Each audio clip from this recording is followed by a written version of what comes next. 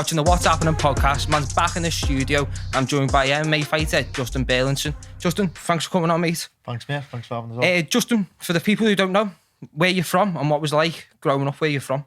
I'm from Sunderland, northeast of England. It's like it's a bit like Liverpool, you know what I mean? Like a working class place. Yeah. It's like it's got good parts, bad parts, you know what I mean? Yeah. Just the same as any working class city, you know what I mean? Yeah, not many opportunities though. Because the reason I'm saying that is because what I've only seen off Sunderland is Sunderland Till I Die, and in that series they portray that Sunderland is as much like Liverpool is, like opportunities are very slim. You know what I mean? And stuff like that. Hard to come by the opportunities. Well, like good opportunities anyway. You know what I mean? There's a lot of poverty up there as well. Isn't Yeah, it? definitely. Like it's like really similar to Liverpool. You know what I mean? Like, but a lot of people say that like, oh, there's not much like opportunities for people. But I think it's more just like your mindset. What opportunities you make for yourself more than what like instead of waiting for opportunities to come. You know what I mean? Yeah. I think people's just got that mindset of like, there's no today here, so it's shite. Like it's always going to be shite. Yeah, that's but it. Yeah, it's like you've just got to. Nothing gonna like get given. You know what I mean? You've got to work. You've got to go out and get there. Yeah, you know what I mean. Like there's another podcast. Success Does Not Come Calling. Is it? Am I saying that? Yeah, that's the one. Yeah, Success Does Not Come Calling, and that's the thing. You've got to get out there and say. So, what was it like for you growing up, Justin? Like, pretty normal to be honest. Yeah. Like I'm not. So I didn't really have like a hard upbringing. You know what I mean? I wasn't like poor and nothing like that. I was just like normal upbringing. Like my mum and dad weren't together when I was kids, but it was good. Like I'll just like live with my mum during the week. So you had a good relationship. Yeah, go to school and then back. live with me dad on the weekends. Yeah, and just do stuff with me. Was it rough around the area you're from? Not where my mum lives. Yeah, like my mum lives in like a little bit better area. Yeah. Just like a normal council here, but there's not much trouble happens there. But and my dad lives in like more of a rougher part where there's like a lot of trouble goes on. Yeah. That's what I like. So I was just trying to like. So why did you start the what? Let's go back. What was your first martial arts? So like, say some people would join boxing or something like that, don't you? When you're a kid, what was yours? I joined like a jujitsu school. So you jumped straight into jujitsu? Yeah. I started training jujitsu in like in the gi. Yeah. At what age? 15. 15. Yeah. So you started a little bit quite late, didn't you? Yeah, I started that, and but even as a kid, like I always done sports. Yeah. Like, I was always in like football and athletics, football, and stuff like swimming, stuff like that. Rugby and shit like that. Yeah, rugby. Like I always trained. You know what I mean? So I was always like a little bit like athletic. Yeah, because you're a big lad there. Anyway, you know what I mean? So I was always like decent at sports. You know what I mean? But as soon as I started training MMA and jiu-jitsu, like I sort of got obsessed with that a little bit more. So I fell in love with that a bit. How come you went to the jiu-jitsu class to start off with then? Well, my mum, like ever since I was a kid, like I always had to do a sport. Like I wasn't allowed to just like play on the streets all the time. You know what I mean? I was allowed to go out, but like I wasn't allowed to just hang about the streets non-stop. Being a good mum there. Yeah, she was really good mum. You know what I mean? So I always had to do like some sort of sport. Yeah. And like she sort of gives a choice. It was like rugby or gymnastics I was going to do, and then I found jiu-jitsu, and then as soon as I found that, she just let us train that. As soon as you got in there, you just was like, you just fell in love with it sort of thing. Yeah, definitely. Like I remember because it was sort of like a half, like a bit like an MMA gym. It was just jiu-jitsu and striking, like a kickboxing gym. Yeah. So I was training both at the same time when I first started. Yeah. Like I went to the jiu-jitsu for like 2 weeks, and then I started the kickboxing, and then once I started training both, like that's after like 2 weeks, I knew I wanted to fight MMA. Was this gym the dungeon? Yeah, the dungeon. Yeah, got some good. That's got some very good jiu-jitsu trainers in there. Yeah, the coaches are some very good black belts, haven't you? In there? Yeah. From what I've seen, like, it's really good gym up north. It's a lot more like jiu-jitsu like side of stuff more than like MMA. Yeah. It's not really like full MMA gym, but the jiu-jitsu like levels there is good. But it's like I was I don't know whether you watch much of the Joe Rogan podcast. I was watching his podcast, and he was saying like the jiu-jitsu now is becoming such like a popular sport. It's becoming, do you know, like the karate was when Karate Kid came out, and so many schools just opened up out of the blue. People, I've watched the Karate Kid once. I know what I'm doing. You know what I mean? Started karate, and then karate as a sport that died. You got old karate and you got new karate. I can't remember the name of the first one, but there's a name for the first, like the original karate, and now these like I think it was Shotokan. Yeah, something like that. I was been working recently. The woman, she trained in it, so she was telling me all about it and that. But she, but like the jiu-jitsu is now starting to become a very similar direction, like because jiu-jitsu is becoming such a big sport. A lot of people who aren't really trained in it, not like the Gracies and stuff like that. You know what I mean? They're just like starting their own schools and getting fighters. And to be fair, that's dangerous because jiu-jitsu is a very dangerous sport. If you don't know what you're doing, you're just gonna get your legs snapped and stuff like that. That's why in certain schools you don't learn. Is it ankle hooks? Like heel hooks. Heel hooks. That's the one. Heel hooks. You don't do heel hooks until you're 3 belts in, stuff like that. You know what I mean? Because it's a very dangerous. I was watching a video the other day where the lad's got his leg and he just snaps his leg because he doesn't know what you're doing, and that's a good thing that school is still just a jiu-jitsu school, because that's not a bad thing that it's not striking, it's keeping its eyes on just jiu-jitsu. You know what I mean? That's a good thing. I think a lot of the reason why it's about the leg locks as well. It's more like when it started in Brazil, it was sort of like frowned upon. To like do like ankle locks and stuff like that. Like when it first started, like in the gi, because there was like no gi and gi. You either train one or the other back in the day. Because when I actually went to Brazil for 2 weeks and trained there in the gi every day, and like some like people, like if you leg lock them, like leg locks, some Brazilians are like they'll not tap. They'll tap the leg locks. Like they'll literally let the leg break before the tap. Like it's just, but like they'll look at you and just like, even like my coach, Eric De Silva, like he's like, if you try and leg lock him, he just looks at you just like you're daft. Just like, I'm not tapping. Like, I'm not tapping. Yeah, not tapping. I'm not tapping because me like. It's just like a Brazilian culture thing. Like in their eyes, they'd rather be put out.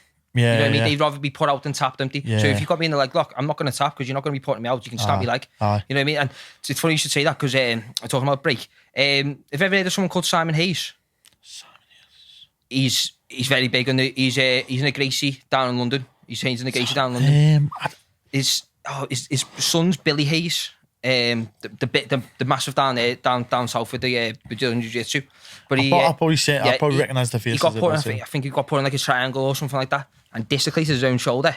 To get out the lock and end up winning the fight. You know what I mean? So some people have got that where they're not bothered. They'll go through the pain just to try and win the fight, and that's what you got to have in the dog, haven't you? Really? Yeah, definitely. But because at the end of the day, it's like stuff like that. Like certain stuff will heal. You know what I mean? Like if you break your arm, like off an arm bar, it's gonna heal. It's a bit different with like heel hooks, because if you like the ligaments in your knees and that are a bit more like. But that's what I'm suffering from at the moment. To be fair, like me ligaments. That's the main pain. That's why I've still got my boots on. To be fair, it's a bit hard to come back from there. So, but just go on touch on a few things there. So, what was Brazil like? It was amazing. Whereabouts did you go? Sao Paulo. Nice. It was like probably the best place I've ever been, to be honest. Lovely. It was like a training / holiday. But like we would train on the morning, and then like go to the beach during the day, and then come back train on the night, and then like maybe go out for food on the night with some like the Brazilians who were there. They would take us out, and like it's good. It's a bit better if you go with like some Brazilians. Where you go in other places, because like it is dangerous, like in certain places, you know what I mean, where if you're English or like just a foreigner, you know what I mean, like, and you're just walking about by yourself, that like the police will come up and just ask you for your passport, and sometimes they'll just take your passport, and then they'll want 5,000 back or whatever they'll want for some your money passport. off you for your passport back. So I've heard a lot about but that. If you wish some Brazilians, everyone just especially like some of the jiu-jitsu people over there were like well known, like everyone just leave you alone, you know what I mean? So because one of my friends, he went to go and play football in Brazil, and he said like you had the highs, and then you had the lows, you know what I mean? He said like living it, because you were only there for 2 weeks and you experienced certain stuff. Imagine living there for like a year and having to deal with stuff like that every day. You'd be on edge, wouldn't you, to be fair? Definitely. But no wonder so many Brazilians are so good fighters, because you're constantly watching your back on. You've got to be able to fight, and you know what I mean? You've got to be able to defend yourself, especially in them Valhallas. You know what I mean? It's like a different like mentality as well. Like they've just like, I don't know, they just seem like just tougher people in general, because like life in England's a lot easier, you know what I mean?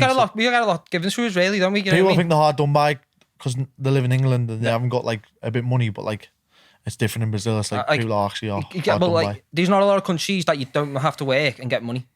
Exactly. Do you get what I'm saying? Like it is like don't get me wrong. Like a lot of people, I've got a lot of upbringings, and there is a lot of poverty. There's a lot of kids that don't get fed, and that's why I'd rather respect Marcus Rashford for doing the campaigns against the government to be feeding these kids. But anyway, like let's not get into that. I get me show cut down for conspiracy theories, right? But like, so I was interested. Like, so do you know the gay and no gay? Yeah, like I know what it is like, but like obviously it's the gays, the thing you wear in it. Like just a like. So would you? People say it looks like a karate suit, but it's a bit different. Yeah, some people say it looks like a dressing gown. Yeah, but now like, would you recommend if you were trained jiu-jitsu? Would you recommend starting with the gi or no gi? Like if you were a fresh beginner, going diving in, what would you start in going into? No gi or like MMA or just to do jiu-jitsu? To be honest, now like obviously a lot of people have different opinions. I mean, like I started in the gi, and I used to train. I trained in the gi for like 7-8 years, like every day nearly. And while I was fighting MMA, now I just train just no gi wrestling. You know what I mean? But that's probably because the MMA you need to, don't you? Because they don't have a gi in the UFC anymore. I mean, do they? some people do still train in the gi, and I think it is good. You know what I mean? Yeah. It does like develop your skills a little bit more, but like I think now it's like no gi and gi's like becoming two different sports. If you watch like more in like just the jiu-jitsu scene, the combats, like people's either fighting sub only jiu-jitsu no gi or fighting in like IBJJF in the gi. You know what I mean? Yeah. Like so they're sort of slowly like spreading apart into two different sports now. Yeah. But like a lot of the Brazilians still train in the gi because it's more like tradition. You know what I mean? But it's mad because it didn't actually start in Brazil, did it? Brazilian jiu-jitsu. I'm pretty sure it started in China, and I'm sure the Gracies went over. And I think it was it started from like judo in like Japan, I think. Yeah. And then like the Gracies went over and like they sort of like picked it up and like brought it back to Brazil and sort of made it into a different. What I think about so good about that family is that family literally like they were like, let's do this, let's learn this, let's make this move, let's make this like they every move that they do was developed by that family. I think it's so good. Like, so imagine having such a like there's a family around my ways that like they're just pure martial arts. Like the sons have been in kickboxing from this high, you know what I mean? Now he's 17 years old, 17 years age, and he's absolutely killing it. Do you ever heard him, Joe Ryan? Joe Ryan, he's in the Muay Thai. I'm not much into like the like Muay Thai stuff. You did do K1 though, didn't you? Yeah, I did fight K1, but then like even that, like people think that might, from the outside people might think that's like the same sport, but K1 and Muay Thai is like a little bit like two different sports in one. You know two different rules, isn't it? Like there's only one. Am I right in saying there's only one knee in the clinch? Yeah, and K1 K1 knee in the clinch. You can't double plumb. Yeah, you can just like hold a one plumb and like knee, and then you have to release after that. Oh, I thought you were allowed to have double because one of the fights I did watch you fight in the K1.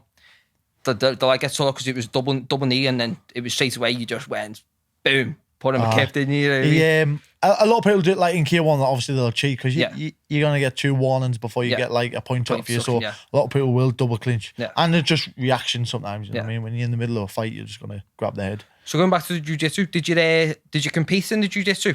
Yeah, I competed quite a bit when I was like more when I was like purple belt. Yeah, I competed a lot in it in the gi, like jiu-jitsu comps. Yeah, what belts are you now? Brown belt. Brown belt. Yeah. But I don't really train in the gi anymore now, so it's like a lot of people are like, oh, when you like, are you gonna get a black belt? But like, you're more focusing. You need to be training in the gi to like progress in the belt. You know what I mean? Yeah. Not really. I'm more focused on just getting better in the sport of like MMA. You know what I mean? Because that's like obviously MMA is a rule set, but it's like to me it's more of like a sport now. You know what I mean? So I just focus all on just getting better at MMA. Yeah, that's it. Developing each game. You know like what I mean? Mixing all the sports into one. You know what I mean? But like That's what I mean. Like, that's why I think it's very good that you've been over to Brazil to actually learn. Like, I always thought, like, if you wanted to be the best, you need to be going to different countries to learn their cultures and learn how they do their stuff. You know what I mean? And bring it back and then learn, try and adapt from it. You know what I mean? So that's very good that you've been over to Brazil. A lot like Darren Till did. Like Darren Till, after what happened to him over here, he went over to Brazil and learned his trade over there, and he came back and he's in the UFC. And just talking about Darren Till, you train with Darren Till for his, was it Whittaker fight? Yeah, when he fought Whittaker, I was there just like training on the pro classes at Care1, and then I was training at Four Corners on the night when I first came down. I was there like 6 weeks. It was good. Was you doing MMA at the time, or? I was competing MMA. What was it like working with someone, training with someone? Is that probably the biggest fighter you train with in regarding the UFC? Except for obviously like Bone Crusher and like some people that you're in the Four Corners. Probably the biggest like fight I've ever like trained with. Like I remember the first time I went down and spot like a spot. Must have only been early as well, like young. You must have only been young as well. No, it was to be honest, it was only about a year and a half ago when I first went down, and obviously like Darren Till was like on the rise. You know what I mean? And I remember the first time I was sparring him actually, and it was a bit like starstruck by him. Yeah. Because obviously I'd only seen him on like the telly, and I'd actually, the first time I came to Liverpool, I went to watch him fight Thompson. At there in the UFC, and then when I sparred him, it was crazy to like sparring with him, but then after he banged us a couple of times, I was like, I wake up and realise like I'm actually sparring. So was that in Carbon? Carbon. So I've heard a lot about the training there, and is it true you've got to be a different great like animal, haven't you? You've got to be a different animal in there. You can't like, because I've seen videos where people came in saying that they're like black belts and stuff like that, and Tilly and that laughing at them crying and stuff like that. Like you can't tap. The training is hard there. Similar Four Corners, you know what I mean? Like we've got a similar style of training. It's like a lot like just hard training. You know what I mean? Just train hard or just didn't turn up. Yeah. So you went from your Brazilian jiu-jitsu, and then what happened after your Brazilian jiu-jitsu? So you trained that mainly, obviously doing a bit of the kickboxing. Then did you start doing the K1, or did you? Nah, I started them really at like the same time. Yeah. Really, I was training more jiu-jitsu than the K1. Yeah. But I was still competing in both at the same time. I didn't know whether you'd like skip sort of thing. You know what I mean? No, when I was amateur, like I fought. I had 18 amateur fights. Yeah. And I had 14 kickboxing. Yeah. And then I was competing jiu-jitsu at the same time. Yeah. So I was just sort of like just trying to get as much competition as. So you're doing MMA as well as competing in the. Yeah. I didn't realize. I didn't thought you'd like swerve the jiu-jitsu and the K1 and just jump straight into the MMA, because your record on the MMA is 24-1, is it? No, 17-1 as amateur. But, I mean like all together in like with your professional as well, isn't it? Yeah. Something like that. 24-1, I think it is. I think so. Yeah. It's a very good record, that though, mate. It is. It's a very, very good record. 6-0 in the pro now. Yeah. How would you feel like the difference between like the training of an amateur to being pro is? Do you feel how the intensity, like you're training a lot more? For me, not really. Like I always, even when I was amateur, I took it really serious. You know what I mean? I always trained like a pro and like kept on top of my diet and stuff like that, and like always like read into training stuff, and like I was always like dead like disciplined even when I was amateur. You know what I mean? Like I always just had the same like people. Some fighters have like mindset like now, like if they get in the UFC, it's like, oh, now I need to start training this, or I need to start focusing on my diet. It's like, why? Just because you're just getting the UFC? It's like, you should just do that when you're amateur. Yeah. Well, the only reason I'm asking is because I was watching Demetrius Johnson. Watching a little video about him the other day, and I didn't know even when he was professional, like when went into the UFC, he trained twice a week. That's it, like to start off. And his trainer said to him, listen, you need to be taking this seriously. He still had his normal job. He was still working, still working, just train twice a week. Yeah. And his trainer was like, listen, you need, because you're the most talented person. And to be fair, if you look at all the way through the UFC, all the fights that I fought, if you were to put Demetrius's talent, like his skills, is awesome in any fighter, in someone in mid heavyweight, he's the best. You put him in any weight, he's the best. Definitely, he's an animal. I think he should be put down as the GOAT. Really, you know what I mean? He's got most title defenses and stuff like that. But we want to touch onto the UFC very soon. But so you've been fighting in Cage Warriors, Bellator, right? Bellator, Bama, that's the one. Bama. You've got a few near naked chokes, which obviously for you Brazilian jiu-jitsu. But you got some very quick knockouts. 8 seconds, 9 seconds, and you got 8 seconds, 9 seconds, and 2:13 or 12 seconds knockouts.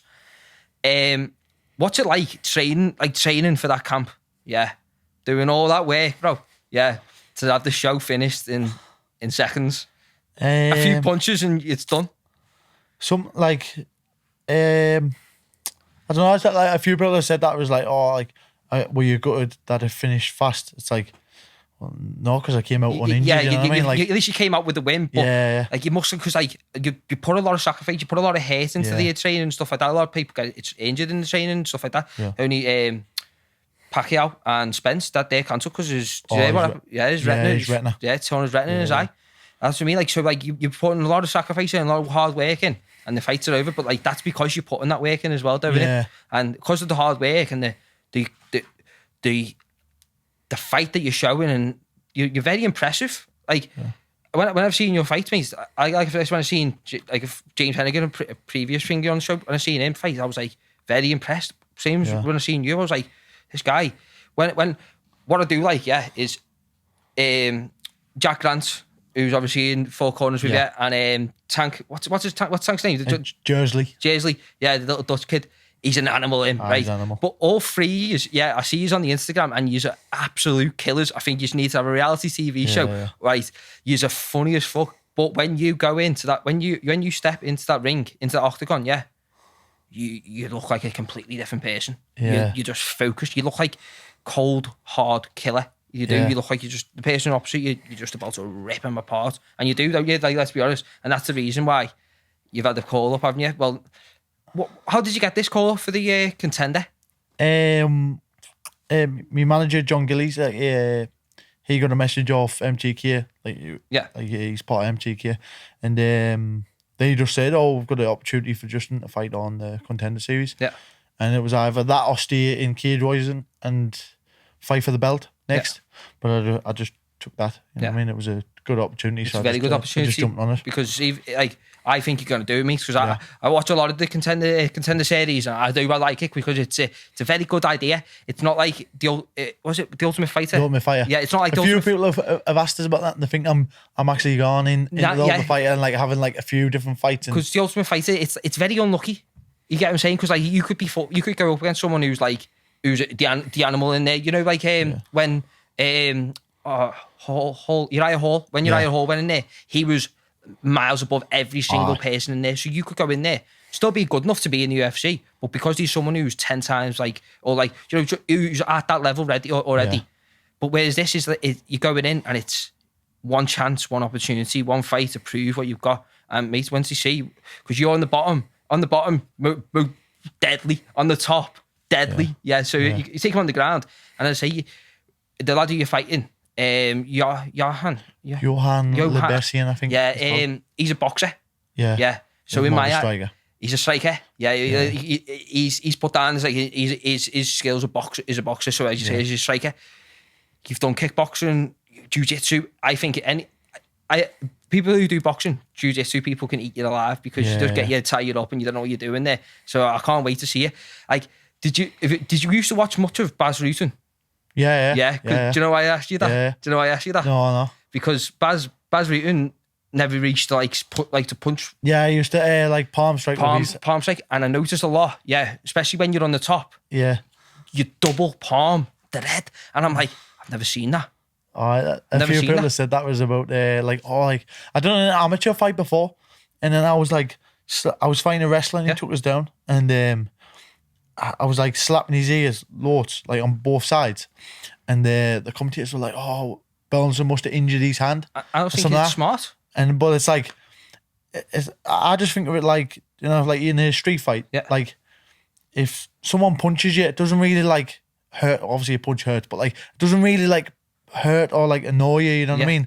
Where like if someone slaps you, like it makes you like angry. You know what I mean? Stockton slap. So it can like it can take out your game a little bit. If someone slaps you, it's like it brings like emotion into it. You know what I mean? Where if someone punches you, you're just like, oh, I'm ready for a fight. Well, I'm ready to name this double tap as the Sunderland Slap. Okay, so for the UFC, I've trademarked that. So that's now the Sunderland Slap. Because honestly, they don't know what to do, and that would hurt. As you're saying, the ears ringing in your ears, it's sending you off balance and stuff like that. And then as soon as the hand's down, you just boom, boom, boom, elbows. And I seen, I thought, that's a cool move. I like that. And because it reminded me, and from your back, you can't really get much like power as well. Like if you're lying on your back, that was it. You can't really like get power in a punch. So it's like, but a slap just hurts by like connection. You know what I mean? So you just slap someone that there, and as you say, like you're breaking less bones in your hand as well when you punch. And there's no padding. Yeah. There's padding on that bit, and if you're punching with a little bit of pad on your hand, and like I've been punched a few times off people off the back, and it never really hurts you. You know what I mean? It's just annoying. Yeah. Where like slaps are more annoying. Yeah. So, but yeah, like so we were talking about your UFC Contender. Yeah. That's in Vegas in November 2nd. Yeah. Yeah. Have you ever been to Vegas? No. Nah. Never been to America. Never been to America? No. Bro, you're going to love Vegas, mate, honestly. A little party after it and all that. Yeah. No partying before, though. You know what I mean? But once you get that call up. But yeah, the people who don't know the Contender Series, as you say before, like people get confused, don't they, thinking it's the Ultimate Warrior or the Ultimate Fighter. Ultimate Fighter, yeah.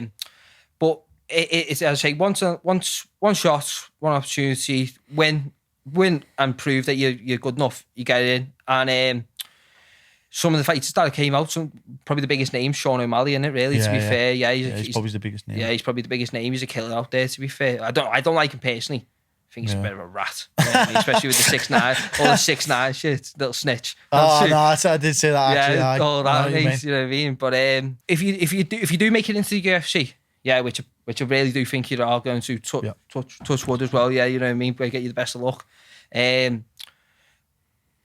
How long do you think it'll be until you're in with the big boys?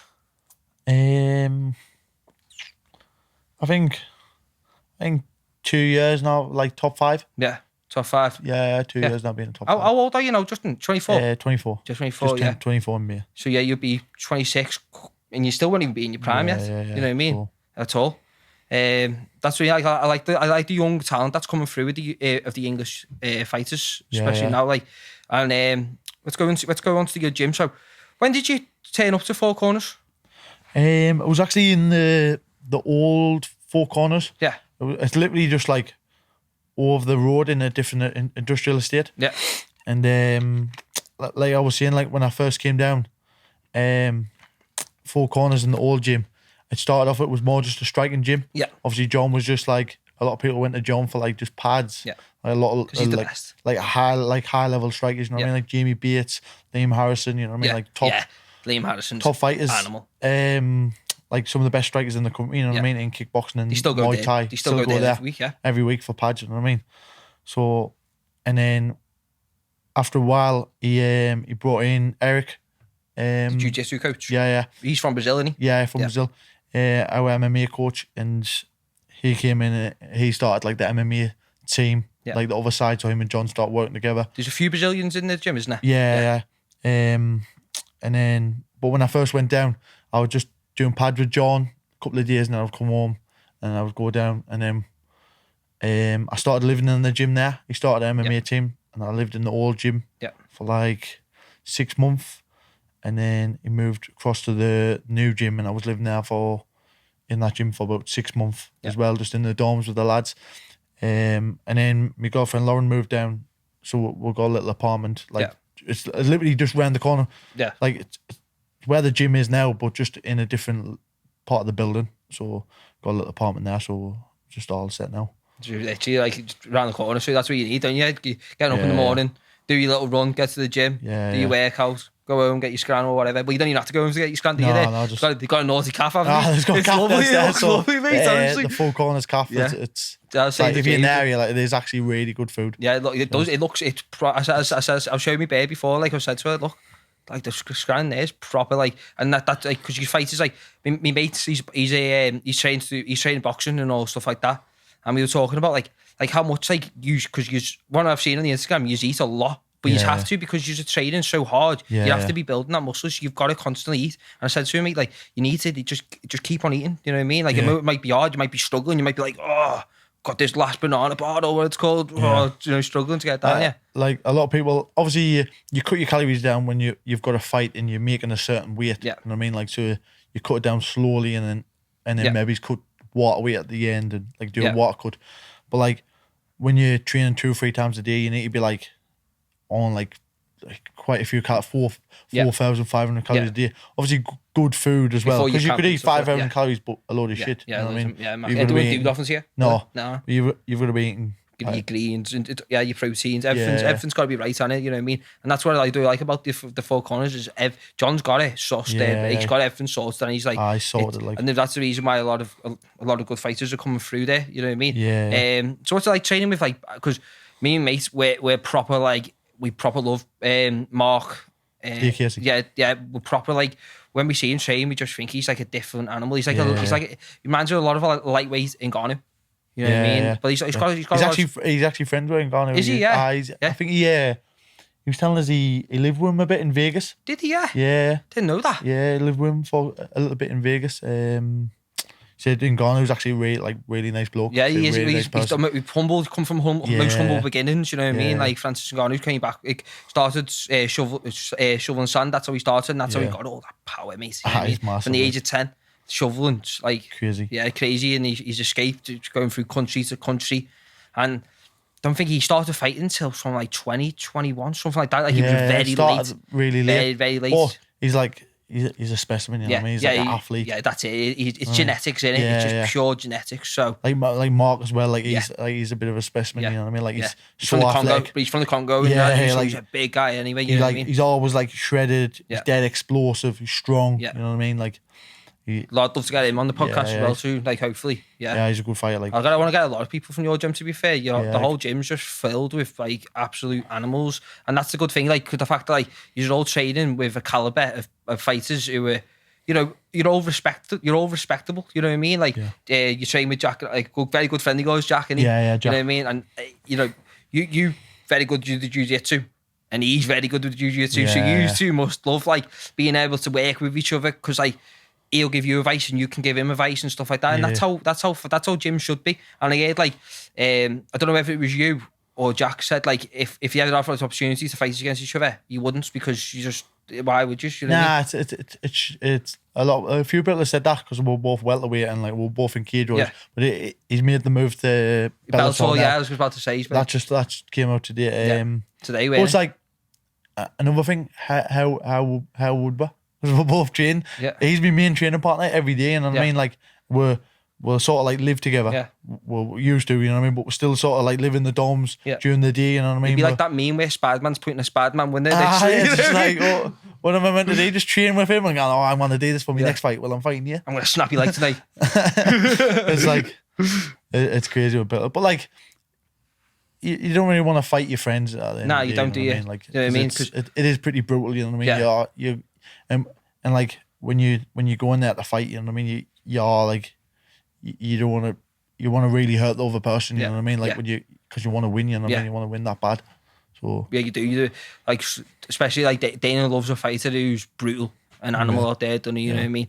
That's like, it's the same like Kamaru Usman and Israel Adesanya, two very good friends who said they'll never fight against each other, you know what I mean? Like, it is, you got to have respect for the fighters out there, you know what I mean? You can't like, if you're training partners, you don't want no bad blood in the gym and stuff like that, do you? You know what I mean? So if you had any advice for anyone, any younger fighters, any young kids wanting to start fighting, got any advice for them?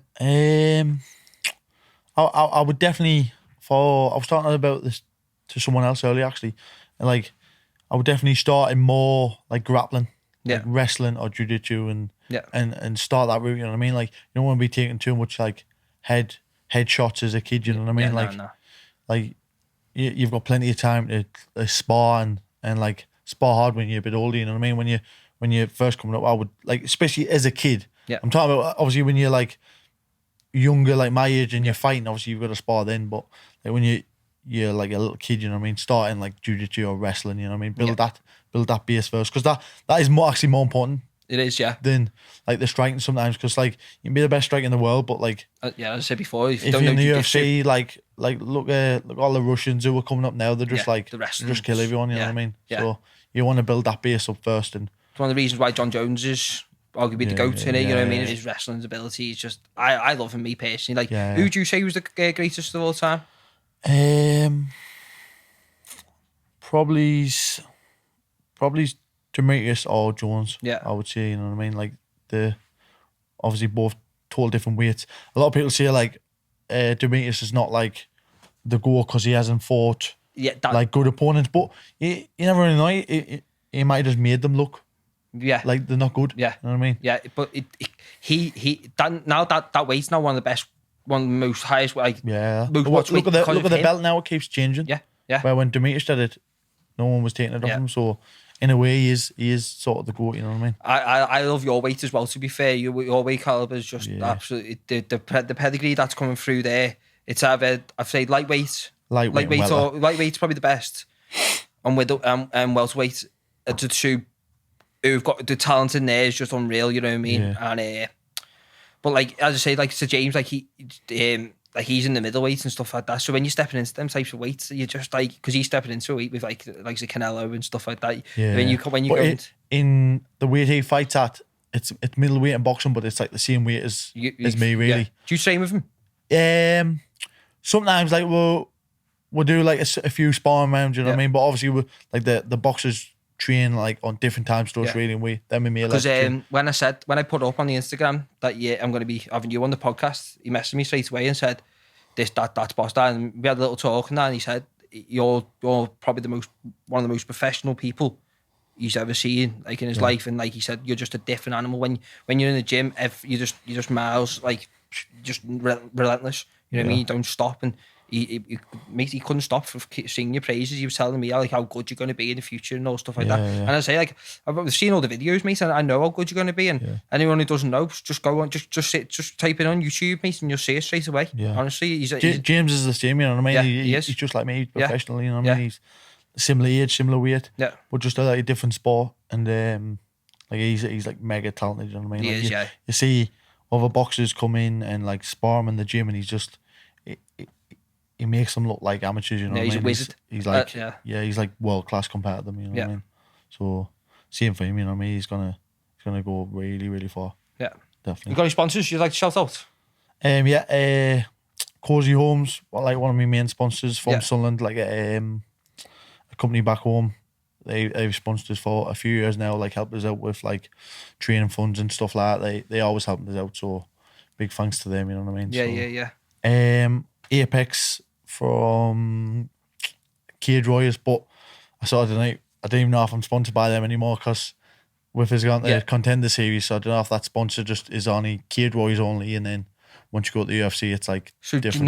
Do you not know what like so if you don't like, would you go back into Cage Warriors, would you? Because contracts. What people don't realise, like you can go on the Contender Series show, you could win and not get a contract, like Brendan Loughlin, you know what I mean? Like he won and didn't get a contract because like Dana might just not like your style, you know what I mean? That's what I was saying. Might just think you're a boring fighter. Dana, you've got to impress Dana. Like that's it. You've got to impress Dana, haven't you? I was a bit shocked that Brendan didn't get in, because like he's not a boring fighter at all. You know what I mean? He's a really, really exciting fighter, and like I love watching him. You know what I mean? Like if you watch any of his fights, he's like they're really exciting. You know what I mean?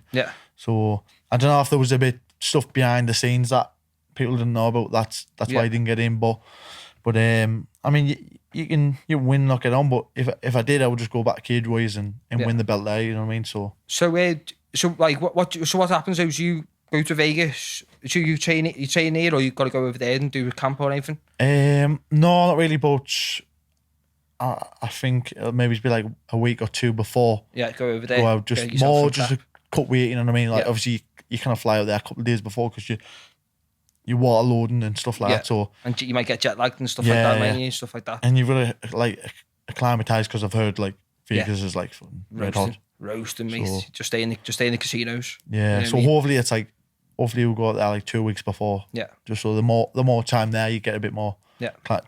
Get a few training sessions in over there, get a sweat on, and just get ready for the fight and then cut weight. Yeah. So I don't know whether I've asked this, but like, what's it like actually training with Gilly?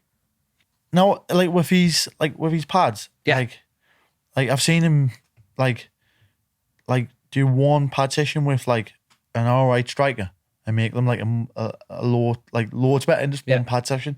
And, like I feel like every time like I do pads with him, like you come away and you think, fuck, I've actually like you feel like you've got better. Yeah. You know what I mean? And like he's good at making you feel good on the pads as well as building your technique as well. Yeah, I've heard like he's like the most realist on the pad as well. Like he doesn't give you no bullshit. He'll tell you straight when he'll say, listen, like Scott, don't know if you Jacob Smith.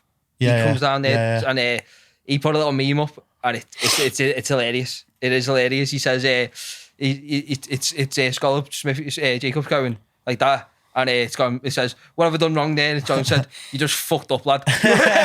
Honestly, it kills me off, honestly. Because, I'd love to go. I want to come down and train with you. As soon as I'm healed, I'll be down there. Honestly, I'll get myself down there. But where is it? It's in Bootle, isn't it? Not Walton. Walton, that's the one road, trying to think of the Hanson Road. Hanson Road. If you know what that is. Nah, they've just because it's back open now fully, innit? Yeah, it's back open fully now. Obviously, all like the restrictions are down now, so all the classes are back. Like you take some classes as well, don't you? Yeah, I take like a beginners MMA class there twice a week on a Tuesday. You're enjoying it? Tuesday, Thursday at 5:30. No, Monday, Wednesday 5:30. Yeah. I enjoy. Like I've never really teach much. Yeah. Like, but I do enjoy like teaching a little bit. You know what I mean? Obviously, I don't want to teach too much because like it takes a bit out. Yourself. Yeah, you want to that's the thing with MMA. You've got to be a bit selfish, you know what I mean, with your training. Especially because you're still young, though, mate. Like that's the thing. You're still young, and like the potential you've got is your ceiling's bigger than this one. You know what I mean? And it's a big ass ceiling, mate. But yeah, like as I say, you're still young. You've still got plenty of time, and like as I say, you've fit. The only loss you've got on your whole like amateur career was, I think it was your second fight or your third fight, something like that. Where third fight. Amateur fight. Yeah, and that was only decision. Everyone else you've absolutely like demolished. You know what I mean? Like your jiu-jitsu style's unreal, very very high standard. You're striking, you're kicking, and I think you're going to be going to the top, mate. Honestly, and thanks, everyone remember the name Justin Burlinson, mate, because he is going to be the height, and I'm glad to have you on before you do make it, before you're there, before you forget us all, and you're making it out there, mate. You know what I mean? You're in the UFC gyms and that. Justin, I'd just like to say thank you very much for coming on the podcast. It's been nice. I had a good laugh, to be fair, and you're a very good lad and very sound, as James said. You're a good lad. I'd just like to shout out to my sponsors, Wellness CBD, Powers of 10, and Staunton Electrical. Thank you very much. Peace out. Boom.